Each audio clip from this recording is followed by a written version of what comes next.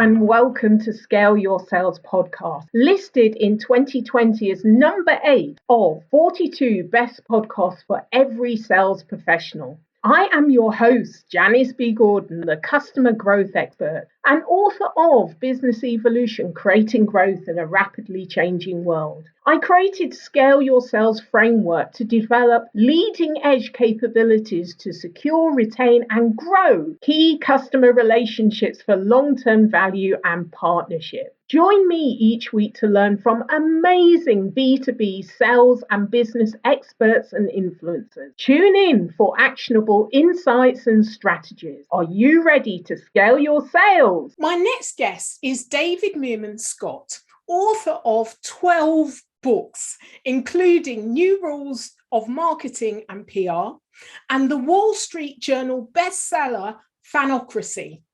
David is a marketing and business growth strategist, an entrepreneur, and the advisor to emerging companies.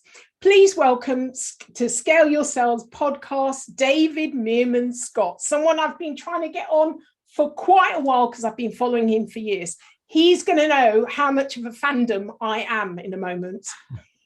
Oh my gosh, what a fabulous introduction. Thank you, Janice. Here I am, and I'm so happy to be together with you today.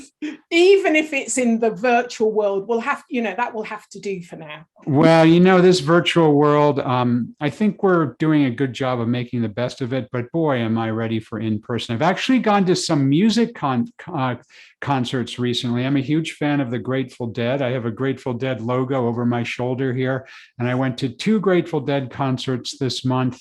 Very excited about that. Live music is coming back. Hopefully, in-person speaking events will also come back soon. Well, I did my first in-person speaking keynote 2 weeks ago. Good for you. You're way ahead of me. I have yet to do one. To be honest, I was a little bit nervous at first, but the environment... Yeah, I know, right? Really? I'm with people? What's that about? Well, that's an audience. That's not a camera. Look at that. Do you know what, David? I had forgotten how much, even if I know my material, but how much time goes into the practice, the stagecraft, all the things that you can do less of online, because, I've got 2 screens. It's all accessible to me. And I'd forgotten. I thought, blimey, I need to put up my prices. Yeah. There's a lot of work in this. It's really different. And my latest book, you mentioned Fanocracy, but I did a real quickie book.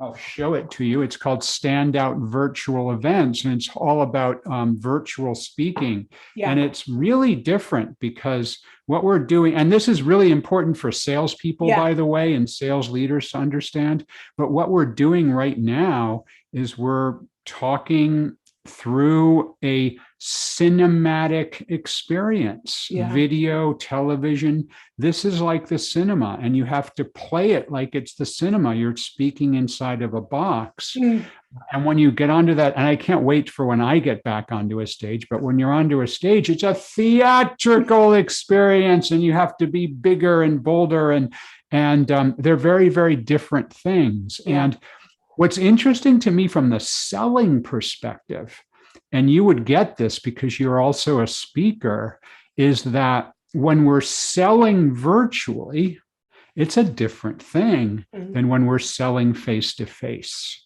And I think a lot of salespeople and a lot of sales management kind of forget that. And if they're good at in-person selling, I just do it on video, I'll be fine. No, you won't. Those are 2 different things. It's like an actor who's really good on a stage in the West End is not as good sometimes when they're on video, television or movies. You have to have those 2 different skills. So let's get into that. What would be the differences that sales leaders need to be wary of, and sales people? Because I'm sure you've seen, that's, people on camera think that they can just transfer it and do the same thing. And they're doing all this with their arms and they're moving around and you're feeling seasick. So what are the key things, would you say? Well, I think some obvious things that a lot of people get wrong is they have to play to the camera, to the lens, right there. And what a lot of people do is they set up their Zoom such that they're doing what I'm doing right now. I'm looking at you right now, Janice, on my screen in front of me, and my eyes are going down. Yeah. And it's really disconcerting for humans emotionally when someone doesn't look at us. So now I'm back up looking at the camera. So you really have to get used to the idea of presenting to the lens as opposed to presenting to the person you're talking to. And it's hard. It takes practice. It takes skills. Now, there's some things you can do to help you with that. I mean, I'll give you just a little example here. I have another camera. I have several different cameras here in my studio. I'm now looking at a different camera. Mm-hmm. I'm still looking at the audience, but I'm looking at a different camera. And what I have is I have my slides here on the right, mm-hmm. but I've also got my slides in a teleprompter here. And now if I change the slides, I'm comfortable that that's my standout virtual events. Here's a couple of other books, and I can hear some music going on. So what I'm doing here is I'm recognizing that you have to speak to a camera as opposed to speaking to you in the screen. So you can actually build a virtual, I mean, this is a full-blown studio. I'll show you what it looks like, full-blown studio. Oh, wow. But yeah, it's pretty cool. I've got four cameras. I've got lights. I mean, it's super fun. And I'm able to control it with my left hand. It's, by the way, just an aside, I'm a huge fan of live music, as I mentioned earlier. And I sometimes wonder, how can someone play the guitar and sing at the same time? It just seems like two utterly different things. And I've learned a little bit by running this studio now for about 6 months. I'm talking to the camera, but then I sometimes will change my camera and talk somewhere else. So I've learned how to control my cameras and control my slides with my clicker at the same time I'm speaking. So I kind of get this idea of playing music and both playing a guitar and singing at the same time. Anyway, that's a real weird kind of thing that just entered my mind. Right brain, left brain. You know? So, right, exactly right. Yeah, right. So back to what salespeople can do well. Yes, you do need to talk to the camera because that's how you're talking to the person on the other side. And there are various tools that you can use. I just shared with you my teleprompter. You can actually build a teleprompter. There's some great solutions. Go to wherever you go for technology, Amazon or somewhere else. And you can buy a teleprompter to put in front of a camera so that you're showing the person you're talking to and you're literally talking directly to them because that's what you see in the teleprompter. There's also some other solutions that are ways to hang your, if you don't have a full-blown camera set up in studio, where you can hang your webcam so that it falls down onto the screen. And so behind the webcam, you're seeing the person you're talking to. And that provides the same idea that you can have what seems like a more natural conversation with somebody. Super, super, super important stuff to get right. And a lot of salespeople don't get that right. It's interesting because the audience here, you've just had a masterclass from a master. So I just want to recognize that. But it's also interesting that salespeople need to take on new skills, but it's the skill of mastering the technology. Now they're used to phones and, they may be used to a click, but it's actually the fact that you have to practice and rehearse to be adaptable enough as to know which buttons and what. Takes a lot. It's a lot to get to the stage that you're at. It's a lot, but it's so worth it because if you think about the job of being a salesperson, and I've been there. I was a salesperson. I mean, we're all salespeople all the time, right? But I was a professional salesperson with quota for a number of years. and we had to learn skills. And I remember distinctly how we learned how to conduct face-to-face meetings. How do you sit in a conference room? And how do you then begin a conversation? And all of these things were skills that we had to learn.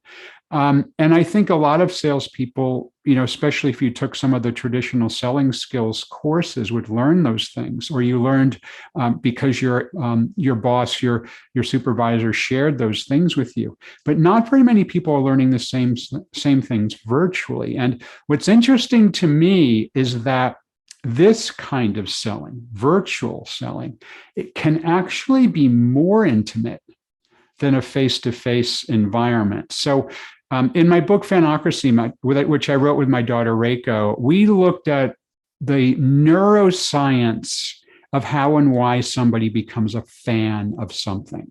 The neuroscience, and it's super interesting. There's one aspect of neuroscience that's really interesting for salespeople to understand. And there's actually two different parts of neuroscience. And so let me walk you through this. The first idea is the idea of proximity.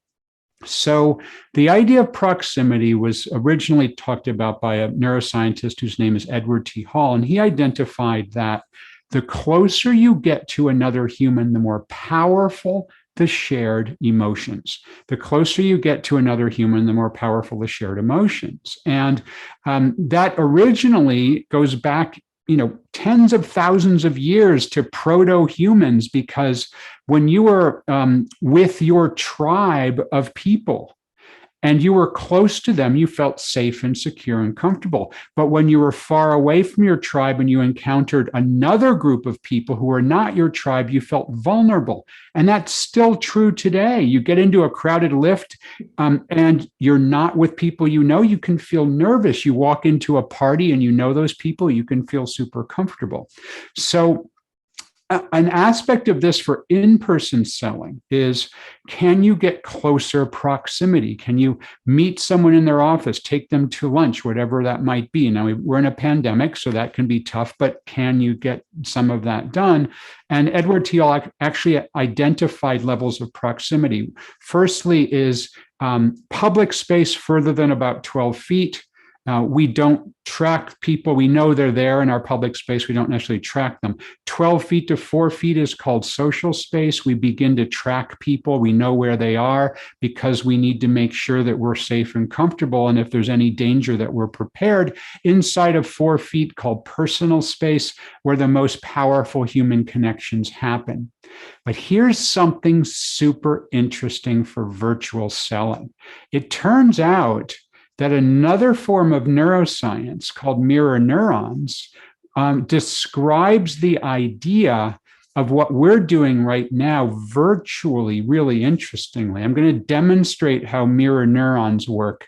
I've got a lemon and a slice of lemon. And so mirror neurons are the part of our brains that fire when we see somebody doing something as if we're doing it ourselves. Now, if I take a bite of the lemon, wow, it's super powerful. My mouth puckers up. I can feel it on my tongue. My eyes actually involuntarily close, and I can feel a little bit of moisture in my eyes. I mean, powerful to bite into a lemon. Janice, are you feeling the lemon? My mouth is watering.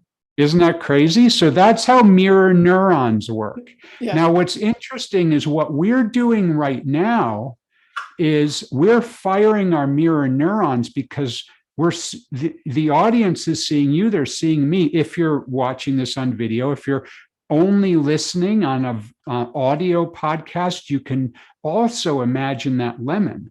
But if we're now cropping the camera such that we're about 4 feet away, and I'm probably about 6 feet away based on what the camera is seeing, Janice, you're about 3.5, 4 feet away from your camera is what the audience is perceiving. The mirror neurons tell the audience. So if you're a salesperson, the mirror neurons are telling your sales prospect that you're actually in the same room as them, even though they know intellectually that you're not. Therefore, there's incredible intimacy with virtual selling. And it's the exact same reason why we feel we know a movie star or a television star. I mean, you've never met Sean Connery or whoever the actor is or actress is, yet your mirror neurons tell you you have because you've seen them in this intimate way on camera. Super, super interesting stuff for virtual. Wow. Yes, that is super interesting. And do you know, a lot of what you say absolutely makes sense. I'm going to tell you how you've influenced me recently. Shall I? Please. I mean, I'm all ears. It's super interesting. So I was reading your book, New Rules of Sales and Service. And I have a couple of websites and gated content on them. And I was thinking, why didn't David tell me this before? You know, now I've got about 12 ebooks and they're all gated. So now, because it absolutely makes sense to me, I'm going to ungate them and I'm thinking about what is the next level offer. It's just brilliant. So can you explain to the audience what I'm talking about? Because sure. I really want to encourage them to read. I mean, you've written 12 books. We need to read all of the books. And you've talked about, the fans and the proximity, which is mind-blowing. You've already blown my mind. But perhaps tell us about this aspect of sales and service that you talk about. Oh, absolutely. And I find this to be really fascinating. So the idea here is that giving gifts with no expectation of anything in return is a fundamental human quality. So when somebody gives us a gift, a true gift that has value and they don't expect something in return, that makes us humans feel great. However, giving something away in requiring something in return is actually coercion, and we humans don't like being coerced into something. And so what so many B2B companies do is, and it's typically coming initially from the marketing team with direct pressure from the sales team, is the salespeople say, we need sales leads, we need sales leads. So then the marketers create an offer of an ebook or a white paper or some kind of demonstration or something, a video, whatever it might be. And the offer, they make it sound so wonderful and it's free, but it's not free. And the reason it's not free is because you're required to fill in a form that includes at least your email address, if not more information than that. So this is a coercion technique. It says, I've got something of value. It's a white paper, but you can't have it. You can't have it unless you give me something first. That's like walking into the pub and saying, oh, I'd really like to get to know you, but I'm not going to until you give me your business card first. Yeah. And that's what companies are doing. It's way better to just give it away. Hey, here's the white paper, no obligation. You don't have to fill out any forms, just download it. And then when people enjoy what they read, you have a secondary offer within that white paper or ebook, whatever it is.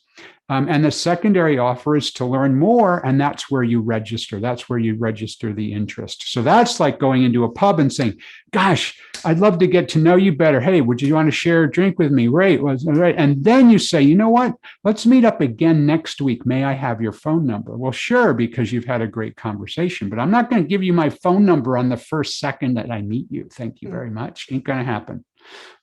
I'm married, though. I'm not going to give you my phone number anymore. Oh, darn. And, in the sales environment, I mean, I talk about, you've got to give value and then ask permission.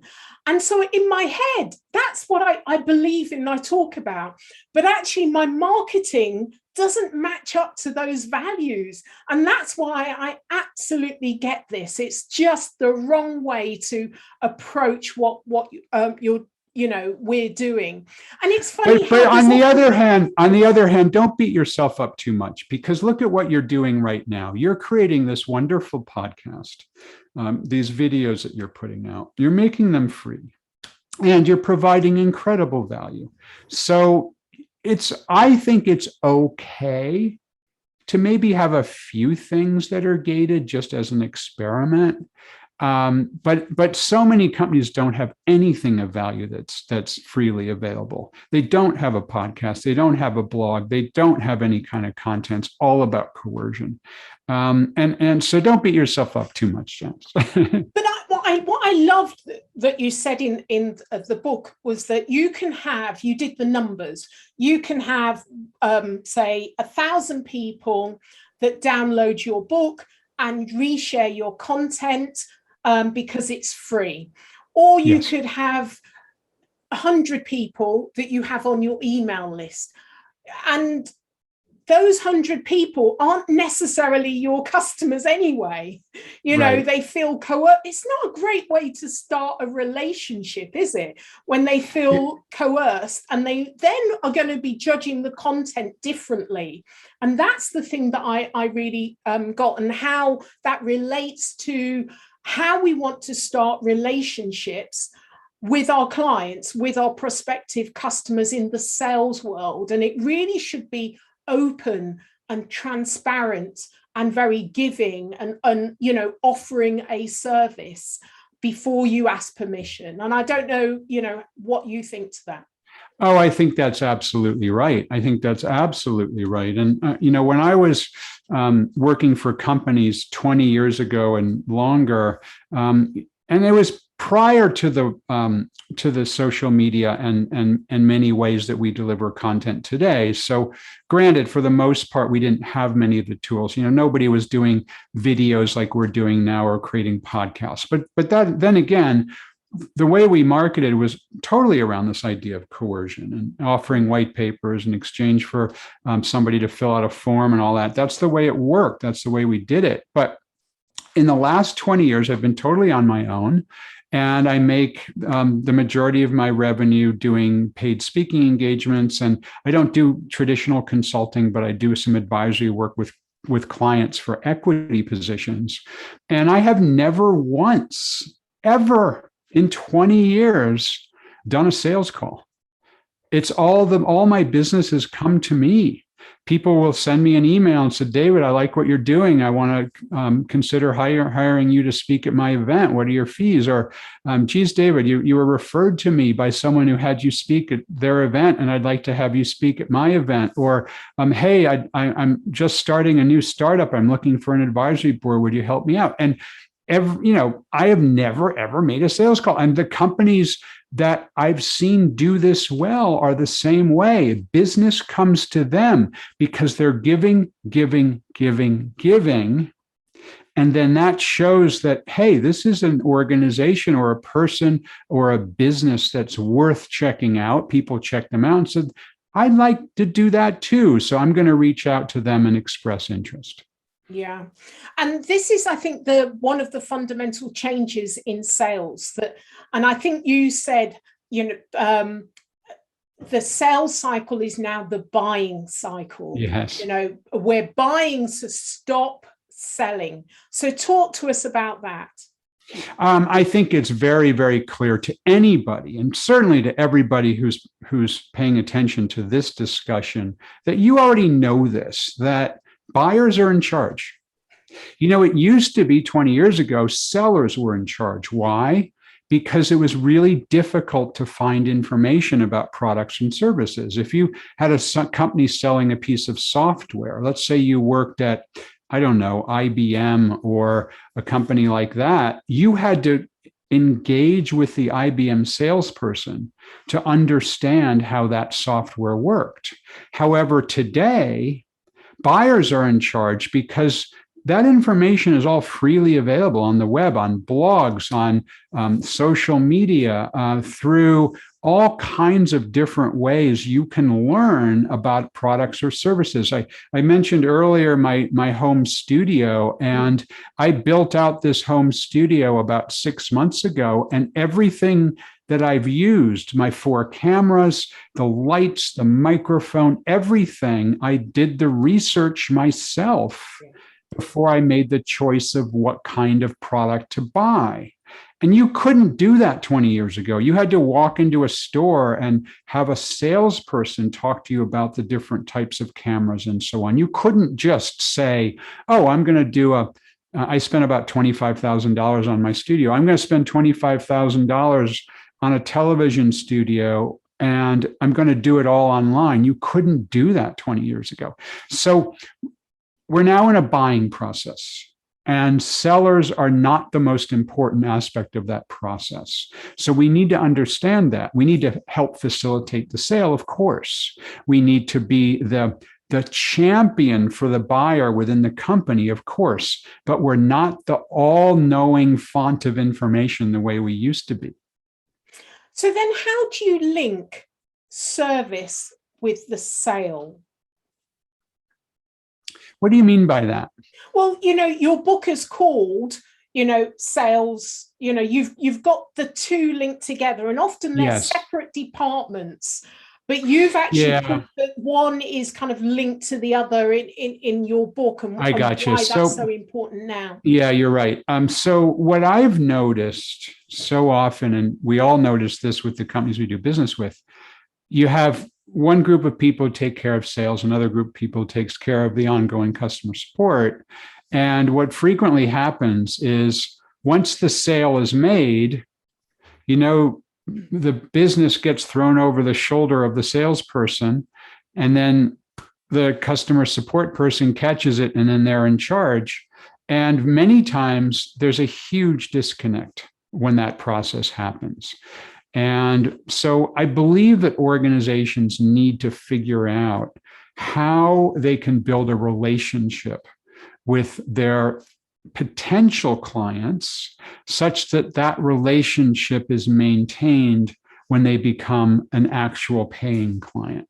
And there's many ways to do that. I'm not saying that there's only one way to do it. It doesn't even have to be the same person that does both sides. But there does need to be some of that consistency such that a person feels just as well loved when they're paying money as they were loved when the company was trying to get them to pay the money. And I wonder if you're a prospective buyer, that you're looking at how you're treated, and that's an indication of how you will be treated when you actually become a customer. So if you're dropping the ball and there's some disconnecting communication, even if they haven't actually spoken to anyone, but actually the site, the website, the social, everything's linking up, I wonder how much that influences them to think this is going to be an indication of the service going forward. Yes, I mean, clearly that's part of it. That if you're not getting great service in the sales process, it's highly unlikely that you will during the process of when you're actually a paying customer. But I actually recommend, and I do this myself sometimes, I recommend to companies that are going through a sales process for a product to test out that company's customer support responsiveness. And it can be really easy. So imagine you're thinking about buying a particular piece of software, maybe, I don't know, some sales automation software, just as to give an example of a category of software.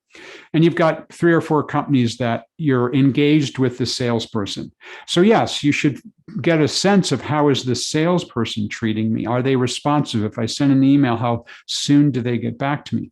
But you can also test their customer service responsiveness. Here in this country, it's an 800 toll-free number, but you call the number on the company's website for customer support. What happens? Does someone answer on the first ring and says, "How can I help you?" Oh, that's great. Or is there some kind of inane recording that says, "Oh my gosh, due to high call volumes, it's going to be 20 minutes before we can answer your phone call. Please hold." Well, that tells me a lot. If one company answers on the first ring, the other company puts me on hold for 20 minutes before somebody even gets on the line. So these things are absolutely able to be tested before a customer ends up buying your product or service. It made me think of the banks still have that answer phone saying you're important to us, and then, and also the new excuse. If I'm important to you, answer the phone, right? Or the excuse due to COVID. Now, 15 months later, how can you still be using that as an excuse? That's simply telling me that you're not very good at running your own business. and I know many companies that I work with. I'll give you an example. HubSpot. I happen to be on the advisory board of HubSpot, but I'm also a customer of HubSpot. And I remember very early in COVID, it was probably April, very early in COVID, I had a problem I needed to be solved, and I called the 800 number, and there was nobody at the HubSpot office, but it rang, and on the second or third ring, it was picked up, and hello, HubSpot support, how can I help you? They answered my question, and I said, well, where are you? Oh, I'm at home. They had already figured out how to route calls to people's homes so that when somebody called the central support number, that it was still being answered on the second or third ring, even though people were at their private homes. So it's totally possible to do that. So using it as an excuse should tell you a whole lot about that company. Absolutely. Absolutely. In your book, Sales and Service, you were talking an awful lot about buyer persona and how critical this is. So I really wanted to pick this up with you, because I think companies need to go back and revisit this, because pre-pandemic, your buyer personas have all changed. And I would really like you to speak to this.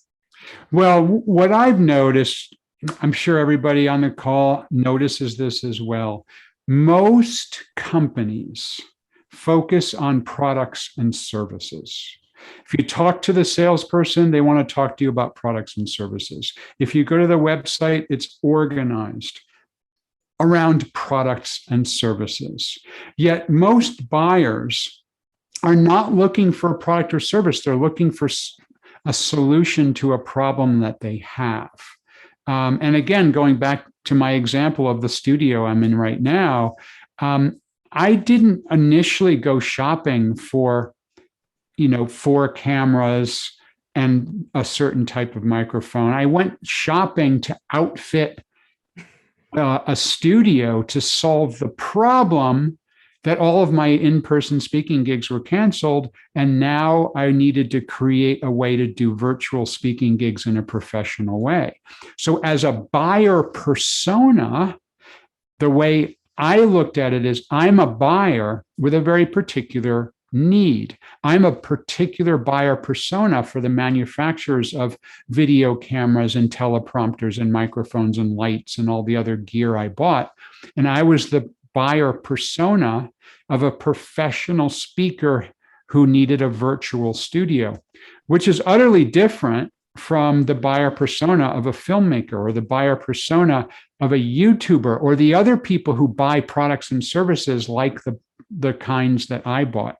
So the best sales and marketing organizations are those that understand that there's many different buyers of their products and services. And the more they understand about the personas and who are the different people that they're trying to reach, the more effective they're going to be, both from the marketing side and the sales side. And the difference is I see marketing and sales is marketing is about creating content of all kinds to reach many buyers at once, where sales is about creating content to reach one buyer at a time. That's brilliant. I mean, I'm going to put all of your book links that we've mentioned, Sales and Service, Marketing and PR, Fanocracy, which is the next one I've got to read. And I thank you, David, for sharing so much of your insight and knowledge. And I've been following you for absolutely years, so I really appreciate it. I love your stories in your books. I feel like I know you, not just because we're in proximity together. Yeah. I really appreciate it. So thank you. This has been a great conversation. You're a wonderful interviewer, and I'm so glad you reached out. Great fun. I might tap you again next year then. You got it. I'll be there. So how can listeners get hold of you, David? Easily findable, because I'm the only person in the entire planet who has the 3 names David Meerman Scott. So you can Google me or do go to davidmeermanscott.com. On most of the social networks, I am DM Scott, DMSCOTT. For information on the neuroscience of fandom, you can go to Fanocracy.com. Excellent. Thank you so much for being a guest on Scale Your Sales podcast. My pleasure. Thanks. Thanks very much for having me on. All right. Thank you for joining me on this episode of Scale Your Sales. Feel free to connect with me on LinkedIn or Twitter, Janice B. Gordon, to comment and share. I'd love it if you would leave a review on ratethispodcast.com/scaleyoursales. Please subscribe for more weekly expert insights to scale your sales.